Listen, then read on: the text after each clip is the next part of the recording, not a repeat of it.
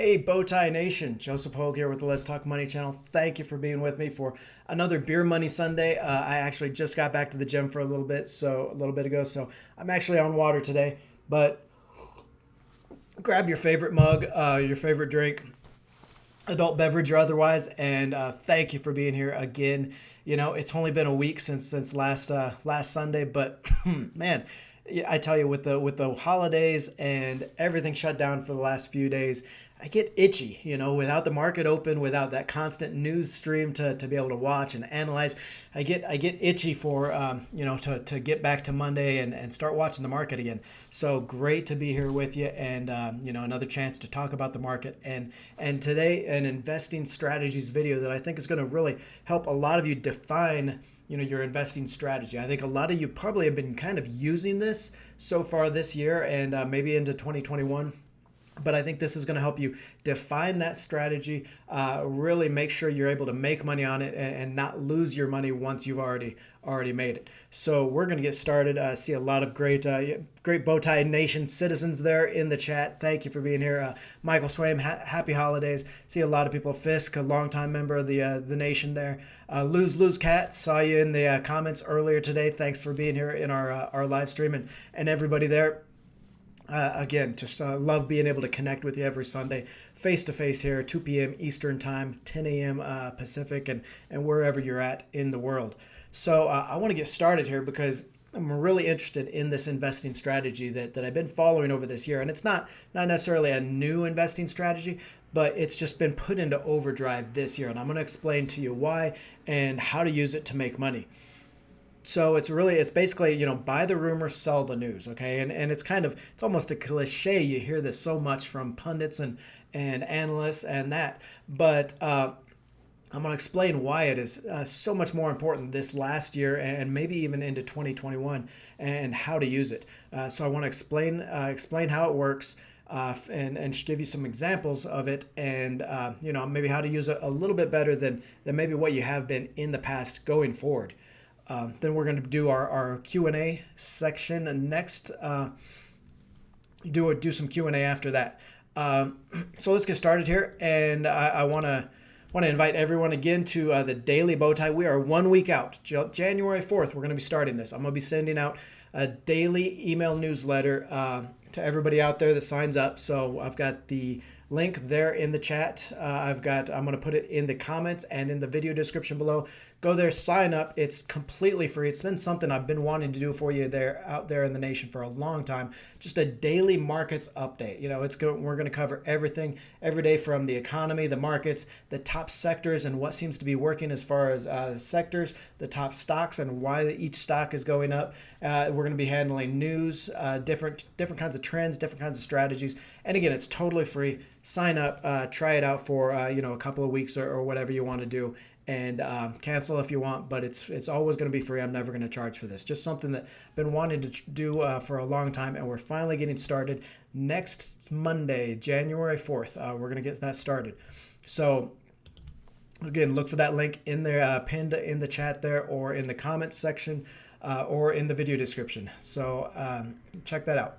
Last week's videos, just a review of last week's and next week's videos real quick. Last week's did best stocks and tech stocks. Got that tech stocks for 2021 out there on Christmas Day because, I don't take Christmas off either.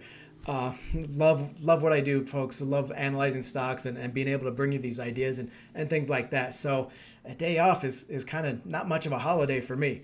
But those are some really good videos there. Check those out. Next week's videos, tomorrow, actually, I'm going to update our 2021 portfolio. I'm going to update all the stocks in there, actually 6 stocks in there now. We've already sold 3 stocks out of there. It's beating the market by 27% so far these last couple of months. Started a little bit early. And so far about a 35% return on the portfolio. It's there on stock card. So we're going to update that tomorrow, and I'm actually adding 3 more stocks in the video tomorrow. Added them last week. If you're on stock card there and you got those notifications, then you'll have seen those. But that's tomorrow. Also, Friday, the options video. I've been promising this for a long time, and it gets pushed back. It's already recorded, it's already ready and scheduled to go. It just gets pushed back by some of these other videos that I want to put out, and kind of time sensitive videos. But 5 options strategies, options trading strategies that everyone here can use. I guarantee you, whether you want to protect the money you have, whether you want to grow your money, whether you want to kind of hedge some different scenarios in the market, one of these 5 option strategies is going to help you. We're going to be doing covered calls, put strategies, put writing, protective puts. There'll be straddles, strangles. So all the great option strategies, how to use them. I'm going to use specific examples from Tesla, from Apple, to really make sure you understand how to use options and for anything you want to do in investing.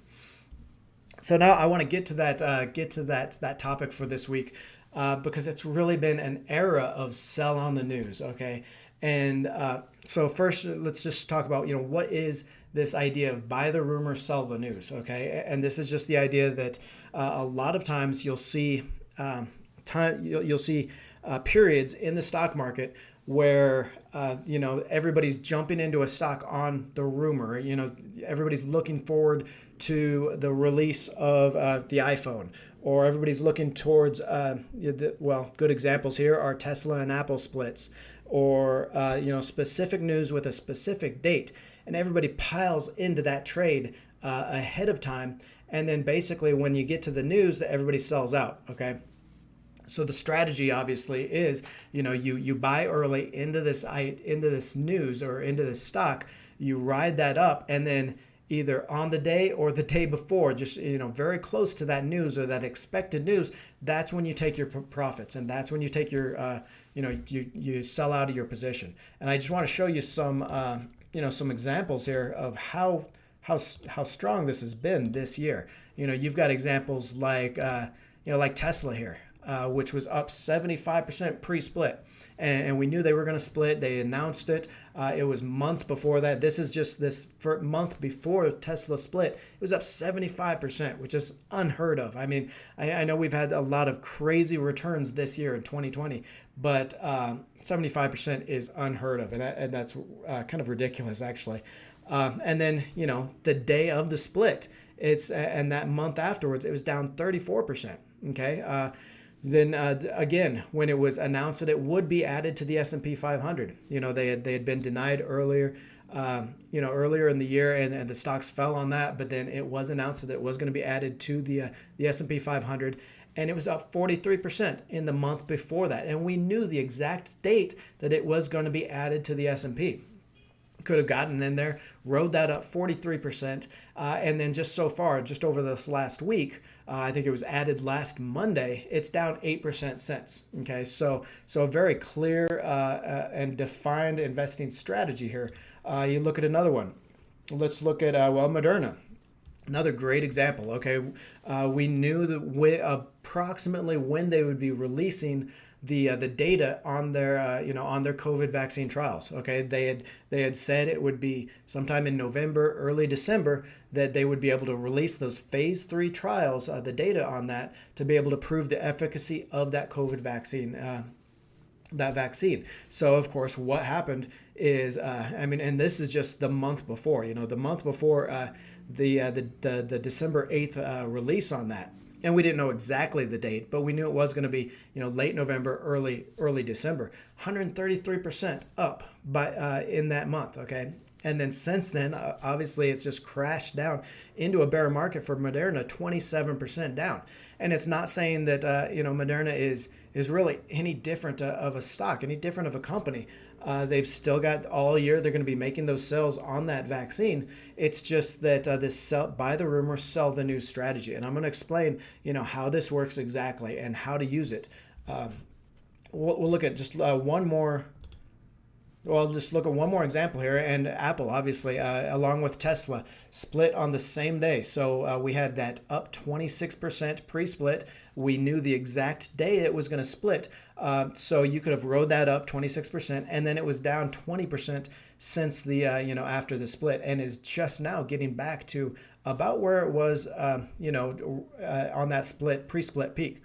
So definitely some idea. It's definitely some reality here to this investing strategy that you can time these. You can buy in on the rumor, buy in on the speculation, and then sell out at the after the news.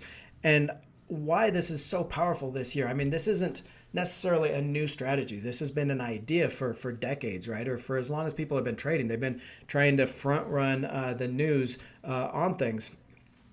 And a lot of people have called it kind of momentum trading. It's not quite momentum trading. I'm going to explain why here in a little bit. But it's, momentum trading, or trying to get in before something pops. But really, just this year, the rise of really the retail investor feeding off of this news flow. And I mean, I know a lot of people have come out and tried to trash Robinhood investors and tried to trash the retail investors out there. And I'm not doing that because, I mean, we're all trying to make money, right? The professional investors, the analysts, they're no better than the retail investors. And I don't know why they have to try to trash, retail investors, say they're manipulating the market or anything. Yeah, I think they're just, pissed off that they're not making the returns that the retail, the Main Street investors out there are making.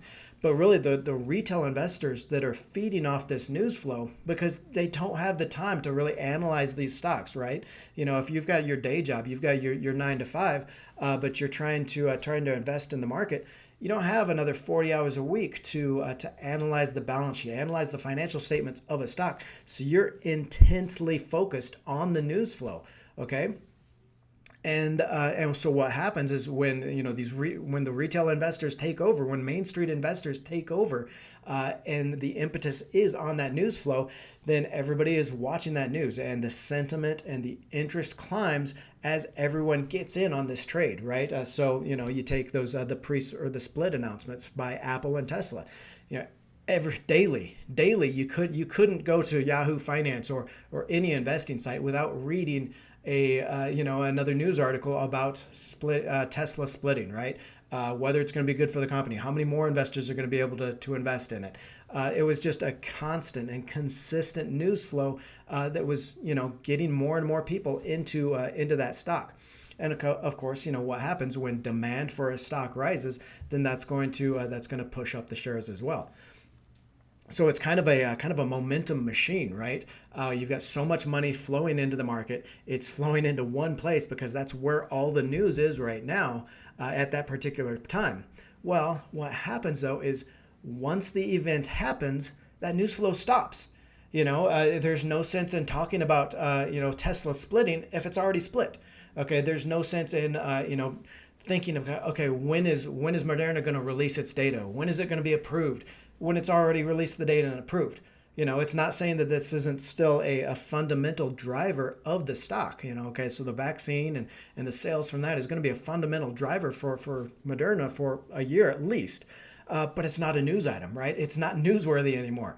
So that news flow stops on that date, and the volume just dries up. Okay, I mean, it's not to say that it's not a good stock still, but just that volume of marketing, news marketing is really what it is. That dries up, and investor sentiment just dries up, right?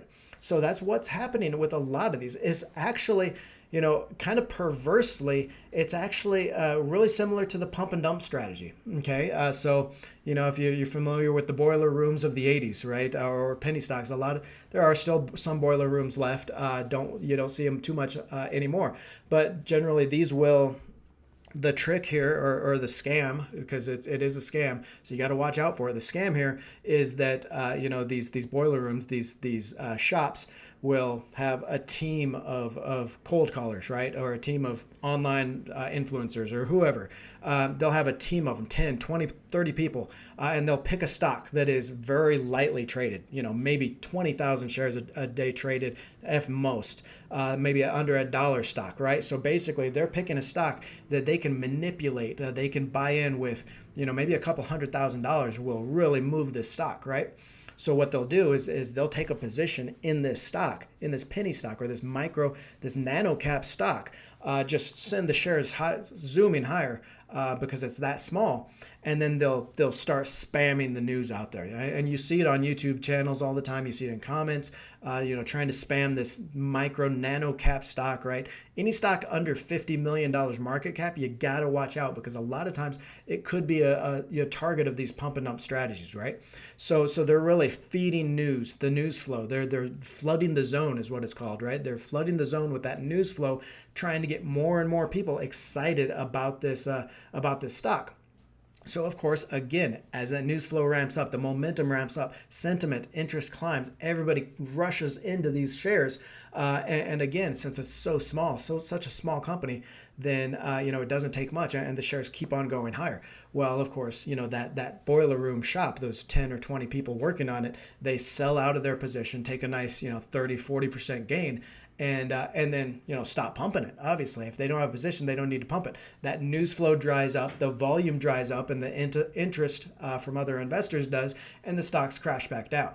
Okay, so that's what happens with this pump and dump strategy, this boiler room, and it's totally illegal. I know a lot of you, I see a lot of dollar signs in your eyes out there. Well, instant 20 or 30% return. It's illegal. You will get caught, and it's not worth it. But I'm just trying to show you, use it as an analogy for kind of what this sell the news strategy is working, is why it works so well this year, is because that news flow, intensely focused on one thing, on pre-split Tesla and Apple, on COVID vaccines, and everybody rushes into those stocks.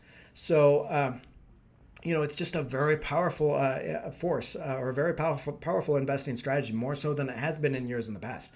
Now, the one thing you can do, I want to talk about how you can use this strategy, because it's not like you can just, look and read one news article and invest in, any of the stocks that they're mentioning. It's really, you got to really gauge what everybody is talking about and the definitive dates. That's the important part, is that there's definitive dates on here. This can't just be your enthusiasm for electric vehicles. Okay, everybody's talking about electric vehicles right now. We got somebody's house is burning down outside. Well, you can't just be electric vehicles, because there's no real definitive end date or events or news behind that, okay?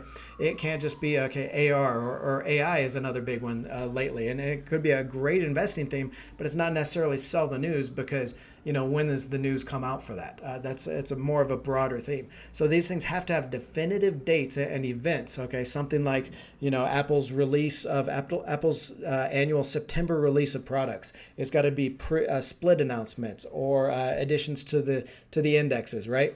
Or sometimes these SPAC companies, when they announce mergers or something like that, if they pre-announce and they say they're getting close to a merger announcement, something like that, okay? It's got to be a definitive date or an event on a specific stock, okay? And then it's got to have that news flow. Obviously, it's got to be, a hot stock. It's got to be sexy. Something in the tech theme usually helps. It can't just be, you dug around in Bloomberg and after about an hour of digging around in articles, you found an article on something.